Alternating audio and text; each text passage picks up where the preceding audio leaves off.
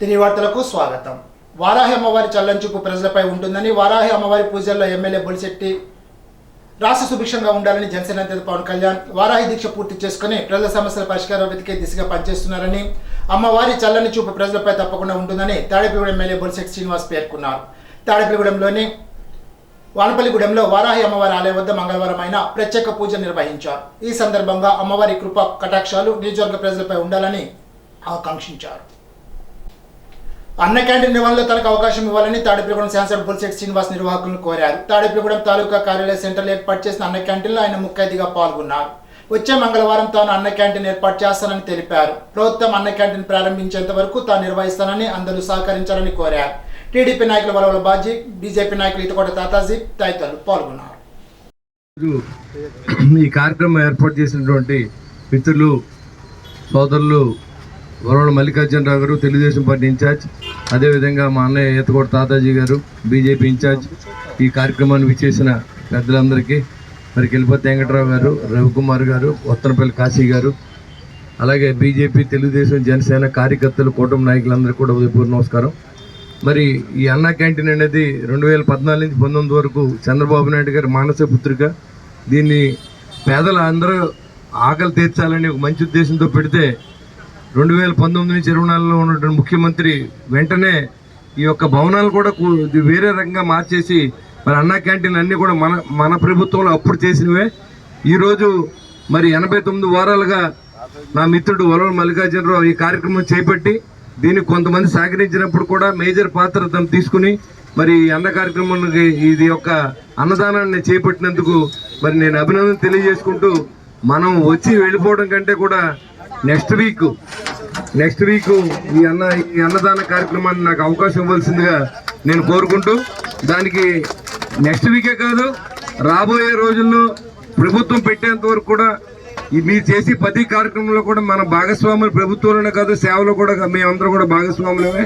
కాబట్టి తప్పకుండా ఎన్ని వారాలు అయితే అన్ని వారాలు కూడా మేమందరం కలిసి ఈ కార్యక్రమాన్ని మిగిలిన రోజులు ప్రభుత్వం పెట్టాలని కోరుకుందాం. ఒకవేళ ప్రభుత్వ ఆర్థిక పరిస్థితి మీ అందరికి తెలుసు కాబట్టి మరి రాబోయే అన్ని రోజులు జాయిన్ అయినందుకు బాధ్యత సహకారంగా మేమంతా కూడా ఉంటాం. నెక్స్ట్ వీక్ నా పేరు 90వ వారం బొలిశెట్టి శ్రీనివాస్ పేరు మీద మీరు అవకాశం ఇవ్వాల్సిందిగా నేను కోరుకుంటా ఉన్నా. ఆ తర్వాత అన్ని వారాలు మీరు పెట్టినా ఒకవేళ ఎవరు డోనర్ దొరకకపోతే నా పేరు రాసుకోండి, అన్ని వారాలు నేను పెడతానని కూడా తెలియజేస్తాను. Thank you. తాడేపల్లిగూడెం యాగలపల్లి 25వ వార్డులో మున్సిపల్ హైస్కూల్ వద్ద వర్షపు నీరు వల్ల బురదమయంగా మారింది. విద్యార్థుల ఇబ్బందులను తొలగించేందుకు శాసనసభ్యుడు బొలిశెట్టి శ్రీనివాస్ సహకారంతో నల్ల కంకర చిప్స్ వేసి గ్రౌండ్ లెవెల్ను చదువు చేయించారు. పూడి బాలాజీ, సురేంద్ర, వర్రి బాలాజీ, విజయ్, తానా బాబీ, గడుపు సతీష్, దగ్గుపాటి, సిరెడ్డి ప్రసాద్ తదితరులు పాల్గొన్నారు. తాడేపల్లిగూడెంలో రాష్ట్ర ప్రభుత్వ విశ్రాంతి ఉద్యోగుల అసోసియేషన్ భవనంలో అధ్యక్షులు బిహారీ కుమార్ అధ్యక్షతన జరిగిన సర్వసభ్య సమావేశంలో పలువురు సభ్యులు మాట్లాడారు. రాష్ట్రంలో కూటమిగా ప్రభుత్వం ఏర్పాటుకు ముందు ఇచ్చిన హామీల ప్రకారం జూలై 2018 నుండి డిఆర్ బకాయిలు, 11వ పిఆర్సీ బకాయిలు, అడిషనల్ కౌంటం పునరుద్ధరణలో 12వ పిఆర్సీ నివేదిక రావడానికి ముందుగా 30% ఇంటీరియర్ రిలీఫ్ చెల్లించాలని కోరుతూ తీర్మానం చేశారు. ఇన్కమ్ ట్యాక్స్ రిటర్న్ దాఖలు చేసుకోని వారు ఇంకెవరైనా ఉంటే సభ్యులు తప్పనిసరిగా ఈ నెలకొల్లోగా దాఖలు చేసుకోవాలని కోరారు. సమావేశంలో కార్యదర్శి సత్యనారాయణమూర్తి, బాలకృష్ణ, సూరెడ్డి, విశ్వంరాజు, బచ్చ వెంకటేశ్వరరావు, ఆంజనేయ స్వామి తదితరులు పాల్గొన్నారు. వీరవాసల మండలం రాయకుదురు జిల్లా పరిషత్ హైస్కూల్లో నిర్వహించబడుతున్న ప్రభుత్వ బాలికల జూనియర్ కాలేజీలో ప్రిన్సిపాల్ కాలుకొని శ్రీనివాసరావు అధ్యక్షతన జరిగిన కార్యక్రమంలో సీనియర్ ఇంటర్ చదువుతున్న విద్యార్థులకు పాలకులు పట్టణానికి చెందిన ప్రముఖ దాత వాకర్స్ క్లబ్ ప్రెసిడెంట్ తడపతి సుధాకర్ 10,000 రూపాయల ఆర్థిక సాయంతో బోటనీ, జువాజీలకు సంబంధించిన రికార్డులు అందజేశారు. కార్యక్రమంలో ప్రోత్సాహకులు పీర్ సాహెబ్, మానెం బసవరాజు, పోతుల ఉమాశంకరం, నాగకుమార్, కిరణ్ కుమార్, అంగరవేణు, తులసి ప్రదీప్ తదితరులు పాల్గొన్నారు. ఇప్పుడు తూర్పుగోదావరి జిల్లా వార్తలు. పేదల సొంతింటి కళ నెరవేర్చేందుకు రాష్ట్ర ప్రభుత్వం ఉచిత ఇసుక పాలసీ తీసుకువచ్చిందని నిడదవోలు మాజీ శాసనసభ్యులు బూరుపల్లి శేషారావు తెలిపారు. దీనివల్ల సామాన్య ప్రజలకు ఊరట లభించిందని అన్నారు. నాణ్యమైన ఇసుకను ప్రజలకు అందుబాటులో ఉంచాలనేదే ప్రభుత్వ ధ్యేయమని తెలిపారు. గత ప్రభుత్వం ఇసుక మాఫియాతో కోట్లు కొల్లగొట్టిందని అన్నారు. పేదలు ఇసుక కోసమే 3 లక్షలు ఖర్చు చేసేవారని తెలిపారు. గృహ నిర్మాణ శాఖకు సరఫరా పేరుతో 98 లక్షల టన్నుల ఇసుకను స్వాహా చేశారని విమర్శించారు. పర్యవేక్షిస్తూ ఎంచేతంటే ఇవాళ ఉన్న స్టాక్స్ని రిలీజ్ చేయడం మొదలుపెట్టారు. రేపు పొద్దున కన్జర్వేషన్లోంచి ఇవ్వాల్సిన పరిస్థితి ఉంటుంది. అలాంటి పరిస్థితుల్లో కూడా మరి ఏదైతే పర్యవేక్షణ అన్నది చాలా ముఖ్యం.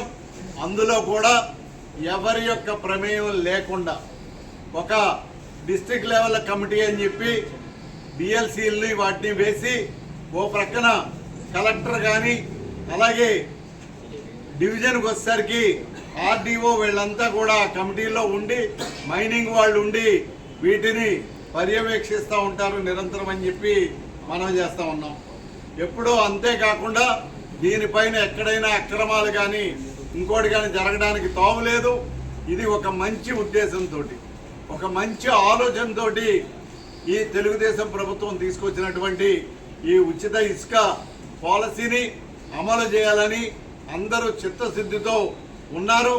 అట్లాగే దీని మీద కూడా భవిష్యత్తులో డిస్ట్రిక్ట్ లెవెల్ కమిటీస్తో పాటు విజిలెన్స్ మానిటరింగ్ కూడా ఉండి అందరికీ కూడా సజావుగా సాఫీగా ఈ ఉచిత ఇసుక పథకం వర్ధిల్లేటటువంటి విధంగా జరుగుతుందని చెప్పి మీకు అందరికీ మనవి చేస్తూ గోదావరి నది ముఖం అభివృద్ధి కార్యాచరణలో భాగంగా గోదావరి పర్యావరక ప్రాంతాల్లో బోటు ద్వారా ప్రజాప్రతినిధులు అధికారులు పర్యటించారు. రాష్ట్ర పర్యాటక శాఖ మంత్రి కందుల దుర్గేష్, పార్లమెంట్ సభ్యులు దగ్గుబాటి పురంధేశ్వరి, కలెక్టర్ పి ప్రశాంతి, శాసనసభ్యులు గోరట్ల బుచ్చయ్య చౌదరి, ఆదిరెడ్డి శ్రీనివాస్, కమిషనర్ కె దినేష్ కుమార్లు పాల్గొన్నారు.